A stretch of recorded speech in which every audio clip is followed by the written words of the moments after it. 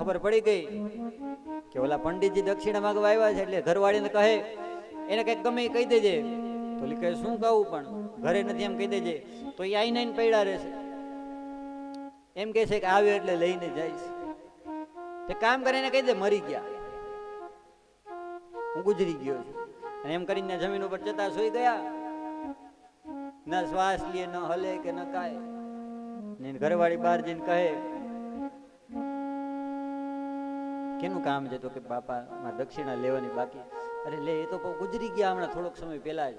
ઓહો, મારા યજમાન ગુજરી ગયા? હા હા, હવે તો તમને કેમ દક્ષિણા? અરે એવું કઈ હોય, એ મારા યજમાન છે, મારી પેલી ફરજ આવે હું એની અંતિમ ક્રિયા કરીને જઈશ. ચલો ચલો, મને ભાભી અંદર આવવા દો.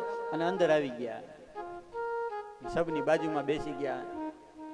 વિધિ બધી ચાલુ થઈ, તોય આ ભાભો હલે નહીં. બોલો, આટલો લોભી એક આના હાટું સ્મશાનમાં જવા તૈયાર થઈ ગયો. પણ ભગવાન પણ કહે કે તને ગમે એમ ભક્તિ માર્ગમાં વાળીને જ પાછો જાય છે. ભગવાને પણ નક્કી કરી લીધું કે કર લે, તારે જેટલી મહેનત કરવી એટલી કર લે, હું તારી પાસે દક્ષિણા લઈને જ જઈશ, તને દાન કરતા શીખવાડીને જ જઈશ. ભગવાને પણ સંકલ્પ લઈ લીધો.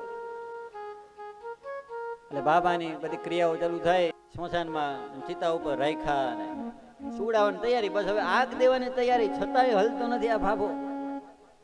આવો લોભી. આનાથી તો લોભીની વ્યાખ્યા મારે તમને કેવી આપવી? એટલે છેલ્લે પેલા પંડિતજીએ કાનમાં જઈને કીધું, ઉભારીઓ બધાને કહે મારે એને મંત્ર દેવાનો છે. એટલે જમણા કાનમાં જઈને કહે કે હવે ભાભા ઊભો થઈ જા, હું ભગવાન છું અને તારી પરીક્ષા કરવા આવ્યો. તોય આંખું ખોલે નહીં, હલે પણ નહીં.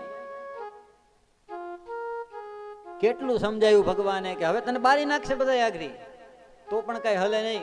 છેલ્લે ભગવાન થાય કા, હું હાયરો ને તું જઈ તો મારા ભગતડા, હવે માગી લે તારે શું વરદાન જોઈએ. એટલે તરત જ બાબો ઉભો થઈને કહે કે મારો એક આનો માફ કરી દો, મારે બીજું કઈ નથી જોયું. ગિરિરાજ ધરણ કી જય. આવા બધા લોભી પણ હોય.